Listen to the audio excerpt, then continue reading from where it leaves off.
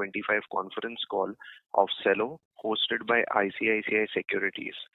As a reminder, all participant lines will be in the listen-only mode and there will be an opportunity for you to ask questions after the presentation concludes. Should you need assistance during the conference call, please signal an operator by pressing star then 0 on your touchtone phone. Please note that this conference is being recorded. I now hand the conference over to Mr. Karan Bhuwania from ICICI Securities. Thank you and over to you, sir. Thank you, Raik. Good morning, everyone. It's our pleasure at ISEC to host Q3FY25 results conference call of Cello World. From the management, we have Mr. Gaurav Rathod, Joint Managing Director, Mr. Atul Parolia, CFO. I'll now hand over the call to management for their opening remarks, post which we can open for the Q&A. Thank you. Over to you, sir. Thank you, Karan. Good morning, everyone, and a very warm welcome to our company's earnings call. Joining me is our CFO, Mr. Atul Parolia, and our Investor Relations Advisor, SGA. The results and presentation are available on the stock exchange and on our website. I hope you had a chance to look at it. In the first half of the quarter, the festive demand was healthy. However, subsequently, there was some pressure on demand side due to lesser consumption and discretionary spending by the customers. For the quarter, revenue saw a growth and stood at rupees 557 crores as against rupees 527 crores for the same period last year. Despite the slow growth in revenue, we were able to maintain our EBITDA margin levels at 25% and 16% for PAT. Our operational efficiencies and stable input prices contributed to a general stability in our manufacturing costs. Our core business, consumer wear, grew by 8% for the quarter, year on year. The glassware facility began commercial production on February 1st and rolled out several new product lines, starting with our drinkware collection. We had achieved an efficiency level of around 50%, and we believe a gradual and continuous improvement happening in this area. Molded furniture grew by 7% year on year. The writing instrument business saw some recovery on the export side on a sequential basis. However, on a year-on-year basis, we are yet to scale back to previous year's level. But we are confident in this quarter to achieve good numbers given good export orders. Moving forward, we anticipate a rebound in consumption-driven demand supported by the Finance Minister's revised income tax policies in the budget and the recent interest rate cut. 79% of the sales, while export and online sales made up to around 88% and 9% respectively. Modern retail accounted for the remaining 4%. In terms of segment-wise margin, writing instrument led by 55% gross profit margin, followed by consumer where we achieved 50% and molded furniture at 44%. Speaking of 9 months FY25, revenue was rupees 1,548 crore and year-on-year growth of 4%. EBITDA stood at rupee 407 crore with a margin of 26%. PAT was rupee 251 crore with a margin of 16%. With this, I would like to open the session for question and answers. Thank you, sir. Ladies and gentlemen, we will now begin with the question and answer session. Anyone who wishes to ask a question may press star and 1 on their touchtone telephone. If you wish to remove yourself from the question queue, you may press star and 2. Participants are requested to use handsets while asking a question. Ladies and gentlemen, we will wait for a moment while the question queue assembles. The first question comes from the line of Percy Panthaki from IIFL Securities. Please go ahead. Hi, sir. Can you tell us the date of commercial production for the glass plant? Yeah, so the commercial production, which is saleable production, started on February 1st. That is the time we were able to, polish quality which is saleable. Of course, we had started trial production before. So we were about 2.5 months. We were doing trial production, but which was not packable. But now we've got packable production since Feb 1st, and we have, just started selling. Understood. And what kind of sales should we expect from this plant for this quarter, Jan to March quarter? So Jan to March, you might not see a very big jump because we are just building a product line. So it is just initial sales that is going to happen, but we are still waiting for building product lines. So we will be collecting some stock in the next couple of months, and you will see the real impact in the next quarter. Fair enough. So April to June quarter, what kind of sales should we be building in? I just wanted to understand the kind of extent of ramp up. So in the first quarter, what kind of sales should we have? So we are anticipating about 5 to 7 crore additional revenue each month. So about in a quarter, about 20-25 crores in the first quarter. Of course, then it will scale up even further. First quarter as in April to June? April to June, correct. Okay, so 25 crore in April to June, and then what? Yeah. And then what kind of scale up? Because I understand that the plant at full capacity can do a turnover of about 250 crore, right? Correct, you're right. So 25 crore is annualized 100 crore. So when do we reach that annualized 250 crore run rate? Is it 2 quarters, 3 quarters? Correct. Currently, we are at only 50% efficiency levels. In the glass plant, it takes a little time because this is a 10-year furnace. So when we start, we achieve lower levels of efficiency. But as we build, so it takes about 6 odd months. So from now, 6 months, we will be at about 75-80%, which is when the full capacity utilization kind of comes in or kicks in. So in the first year, we anticipate, close to 150 odd crore revenue from this plant, not the whole 250 crores. That is at peak capacity. Got it. So second year should be 250, right? Yes. That's what we would like to achieve. Yes. And another question is, since a lot of the costs here are fixed, at this 150 crore, would the margins be sort of affected negatively? How should we sort of build in? We try and not.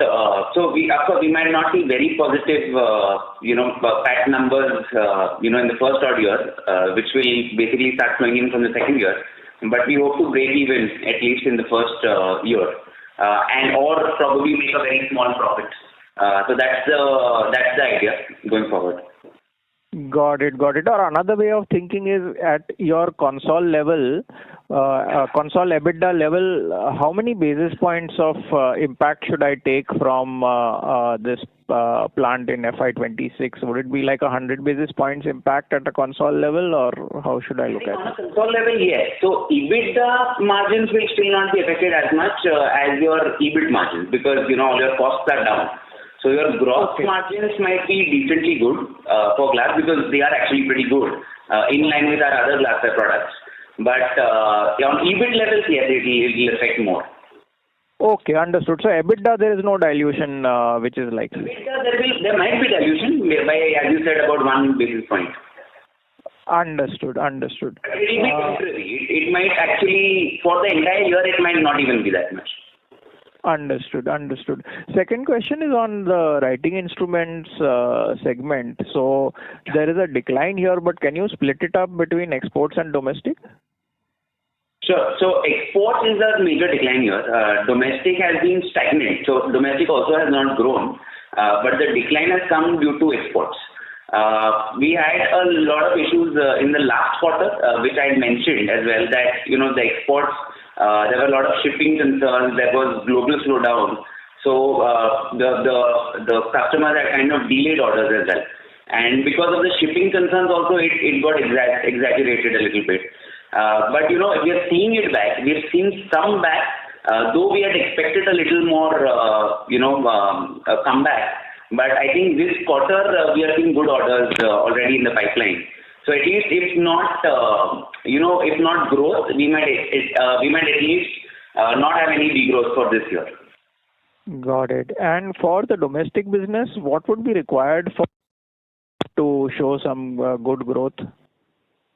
I think for the domestic business, consumer demand has been quite weak in this segment. If you see, barring one or two players, not much has happened, and even in the unlisted space, people are struggling a little bit. But I think overall consumer demand, as it improves, we should see some improvement. Also, we are adding product lines, as I mentioned last time. आपण call करत असलेल्या एअरटेल नंबरनं आपला call होल्डवर ठेवला आहे. कृपया लाईनवरच रहा किंवा नंतर कॉल करा. आप जिस एयरटेल नंबर पर कॉल कर रहे हैं उसने आपकी कॉल को होल्ड पर रखा है. कृपया लाइन पर बने रहें अथवा कुछ देर बाद. The Airtel. Hello, sir, are you there? Hello, hi. Can you hear me? Yes, sir. Sir, participant has dropped. We will move to the next participant.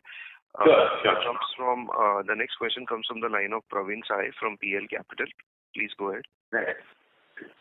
Yeah, thank you for taking my question. Sir, my first question is related to the gross margin, and especially in the consumer as well as in the writing instrument, the gross margin contraction is quite high in a quarter. So is that the RM inflation or some product mix change? Why, and will that continue at this level or improve?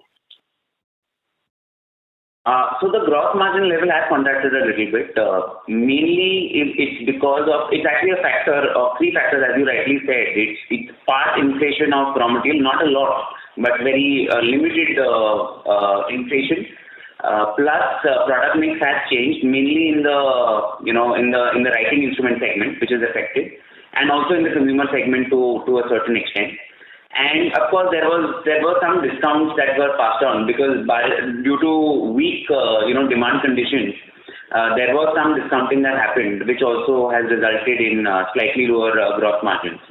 But I think as consumer demand improves, if you see, consumer wear actually grew at a decent pace of 8%.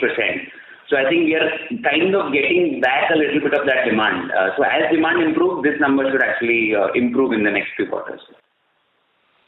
Okay, and especially in the writing part, if you look at your peers for the non-paper, segment, their gross margin has not impacted actually.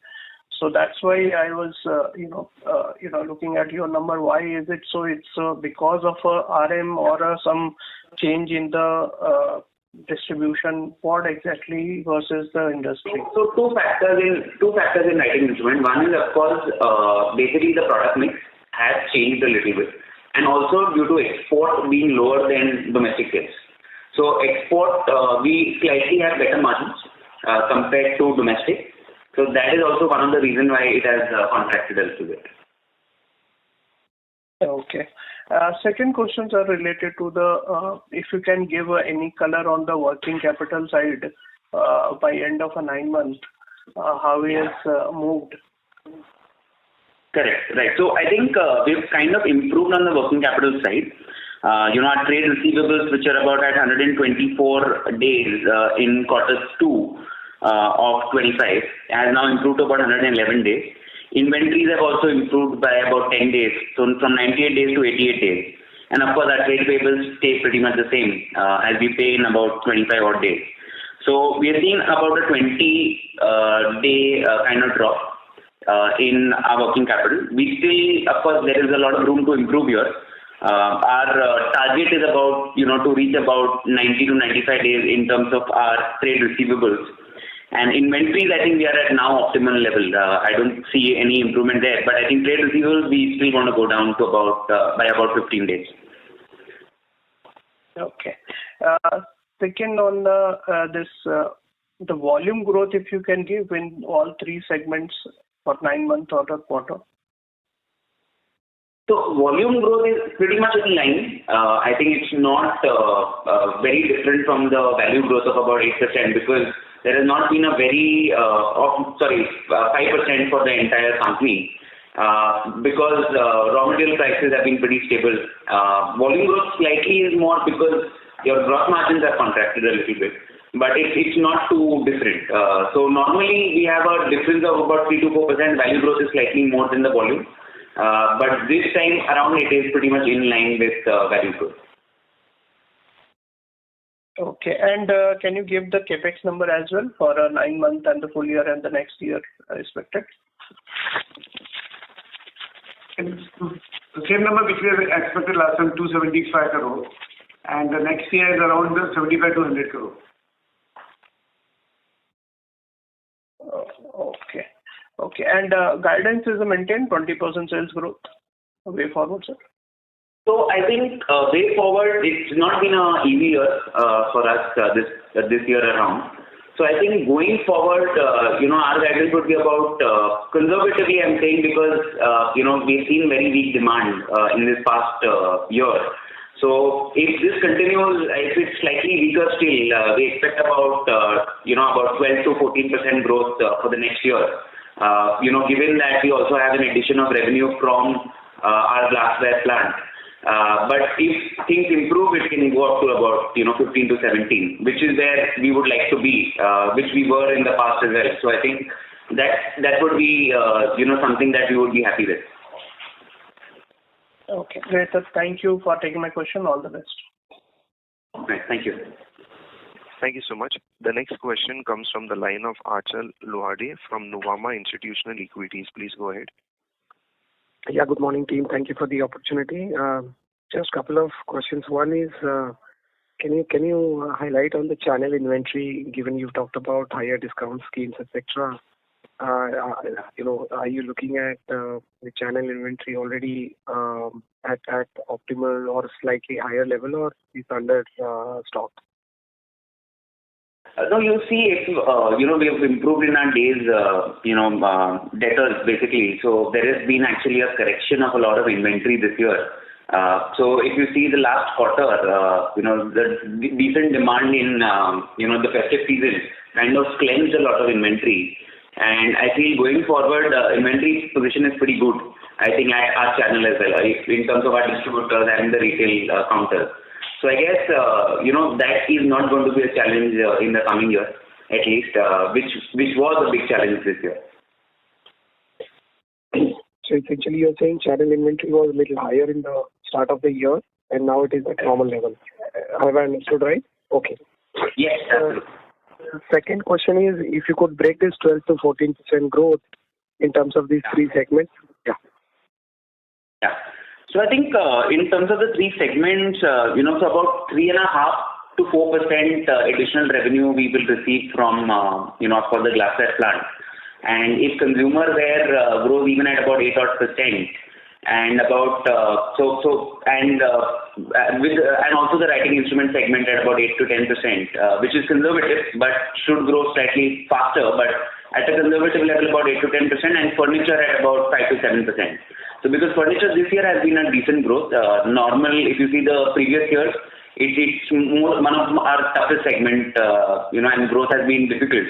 But this year has been a decent growth, which hopefully continues, but we expect it to be about 5 to 7% around that number.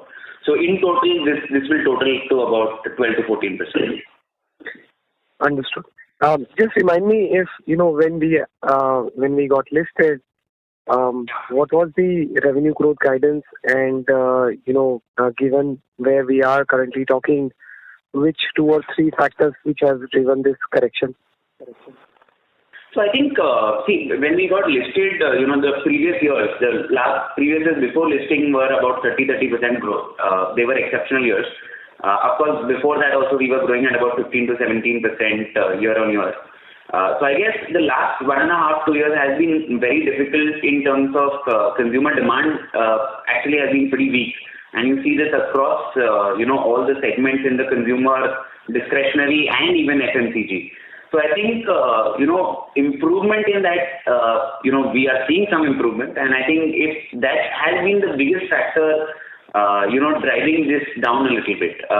So I believe that once this is improving and with the budget being favorable for the middle class, I think this number should change in this coming year. Understood. There is nothing on any specific product, competition, or distribution, etc., which has got impacted this growth? I think, if you look at our competition as well, their growth has also been pretty muted. Though there have been additional discounts doled out by a lot of our competitors as well, but the growth in revenue has not been robust. So I guess if you in a bad demand scenario, it should, otherwise they should have taken a lot of market share, which has not happened. So I guess keeping that in mind, I believe, overall the macro scenario was so bad that probably, just keeping our margins intact and growing at an maybe a slightly slower pace was probably the right approach that we took in the last couple of years. But going forward, I think we have a lot of, very good things happening in terms of, having additional kind of product lines that are being added. And I think this can now propel the company into a different kind of growth trajectory. Understood. And just last question, Gaurav, with respect to margins, you commented about 12 to 14% revenue growth, but how do you see the margins panning out aggregate at company level, EBITDA margins, if you could guide for FY26 and 27 as well, if possible? So EBITDA margins should be in line next year. Maybe as I mentioned earlier, that due to the glassware plant being just initiated and it takes a little time for efficiencies to come in, we might see slightly tapered, maybe 0.5 to 1 basis point.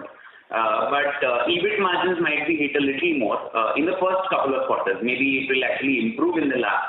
So we'll see how that goes. But overall, we would like to maintain it at about 10 to 12% in line with the value growth. But could be slightly 1.5% lower than the value growth that we will expect.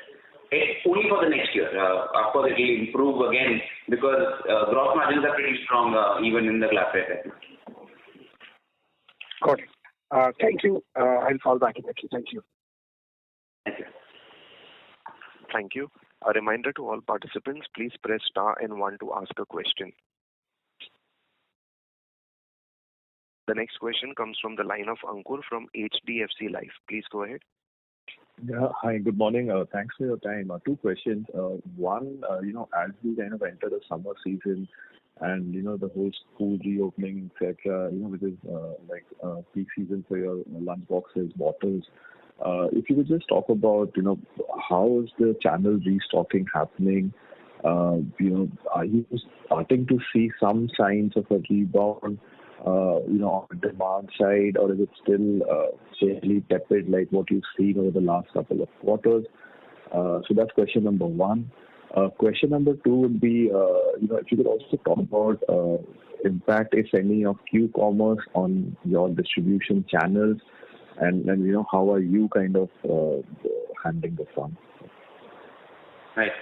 So I think, of course, summer is a good season for us, and the bottles and the lunch bags are already seeing demand for it. It starts from about mid of February and goes up to about May and June. So restocking has been good in the channel, and that is why as I mentioned, our debtor days have also come down. That's because a lot of inventory has gotten corrected. So I guess this time around summer should be strong. Glassware again is a very summer heavy product. So the first quarter should be good, though we might not reach full efficiencies by then. But whatever product mix that we make, we'll hopefully see a pretty strong demand for that. I think sorry Ankur, your second question was the impact of Q-commerce and how are you kind of dealing with that? So quick commerce, so it's been a good start. We started last year. Of course, there is a lot of things that even they are figuring out in the kitchen and home space. But I think we are seeing decent growth, about in the tune of about 1.5 to 2% of our e-commerce sales today come from that. But I think this number can be a lot larger in this year. As good as about 15-20%. So we are focusing on quick commerce. But there is a lot of corrections from their side that they are now implementing, because this was not a category of choice for them for so long. It was majorly groceries and other discretionaries. But now we see a lot of focus on this category. So this would drive. In India is still growing, in the just about 8 to 10% in the normal channels. When I'm talking about say an Amazon or a Flipkart. But in quick commerce channels, we will, I think, see faster growth. So those will be propellers probably for this coming year. Got it. Okay. And just to clarify on the EBITDA margins for next year, you said there may be a slight hit because of the start of this new glassware factory. But what kind of either absolute number or range which you can provide on margins, EBITDA margins for next year? Where would you see that? EBITDA margins about the maximum impact would be probably about a percentage point. That would be the impact. Okay, over this year. Okay. Yeah, over the year. Okay, got that. Thank you. Thank you. Thank you so much. Participants, please press star and 1 to ask a question. The next question comes from the line of Sumant Kumar from Motilal Oswal Finance Service Limited. Please go ahead. Hi, good morning. Can you talk about the export outlook? In last couple of quarters, we are seeing a subdued growth. So, is it because of Russia or is it because of freight and container issue? What is the key issue there, and when we are going to rectify it? So I think the container issue has been a problem, and that is why a lot of shipments had gotten delayed. But it has improved. It's not that it has not improved in the last quarter, but now we see a bigger pipeline in the next quarter. So I believe that we'll be able to cover a lot of the loss of sale that has happened in the last quarter over this quarter. So we should end up, if not growth in the segment, at least at last year numbers. Okay. And now coming to discounting, what percentage, what is the role of increasing in competitive intensity in consumer houseware, X of glass and opalware? Right. So I think, you've seen that in the contraction of gross margins. Of course, it has been a mix of raw material product mix. But there has been some amount of about 0.5 to 0.7% of GP because of, basically discounting.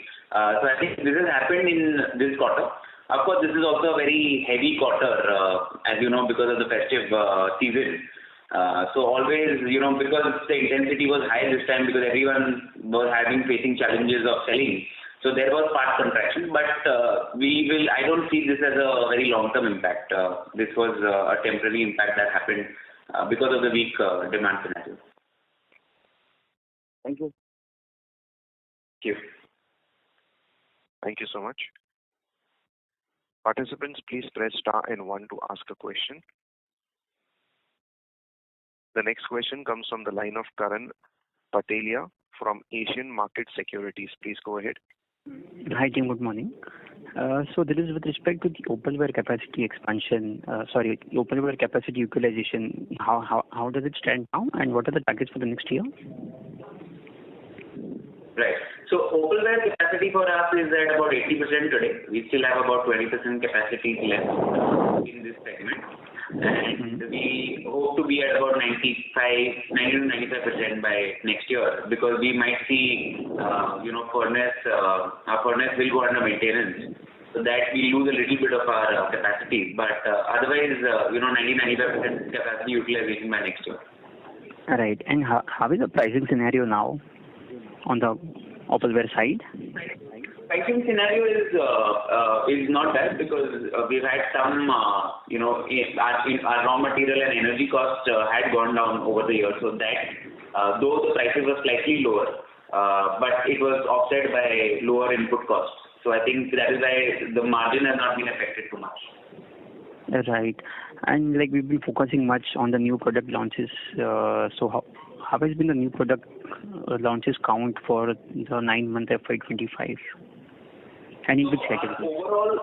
Overall product launches, if you see across all segments, it's about 15% contribution is of new products, which is actually in line with the every year kind of number. So even last year, this number stood at about 13 to 14%. So we are seeing similar number. 15% comes from new product launches. Right. And so in the previous calls, you've been mentioning to launch new products, especially in the writing instruments, crayons, geometry boxes, markers. So how is that ramp up happening? It has happened to a certain extent, not a lot, but we are still working on it to build those product lines. And this should start contributing a lot more, from the next year. Right. Thanks, Gaurav. That was helpful. Thank you. Participants, you may press star and 1 to ask a question.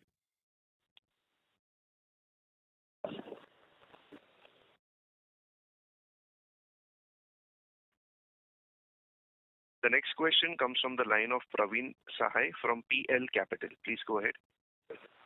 Yeah, just a follow-up on the margin front. You indicated about the 1% impact. Is that you are talking about the only consumer segment or as a whole consolidated level because of a glass? So the major impact will come from the consumer segment because of the glassware ramp up. So on an overall basis, it would be about 1% at the max. So just of course the impact is going to come from the consumer wear, but it will have an overall impact on the company EBITDA. So just to understand this, 25% plus of margin you are delivering on. So on that you are saying the 1% of a contraction or the in the EBITDA 1% reduction you are saying? Yes, at max. Yes. So in place of a 25, 24% around you are expecting to. Around 24. Correct. That's right. Thank you for the clarification. Thank you. Thank you. Participants, please press star and 1 to ask a question.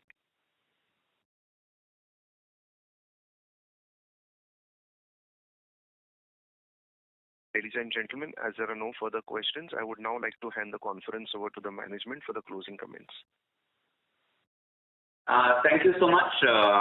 Hopefully we see much better quarters ahead, and thanks a lot, everyone. Thank you, sir. Ladies and gentlemen, on behalf of ICICI Securities Limited, that concludes this conference. You may now disconnect your lines.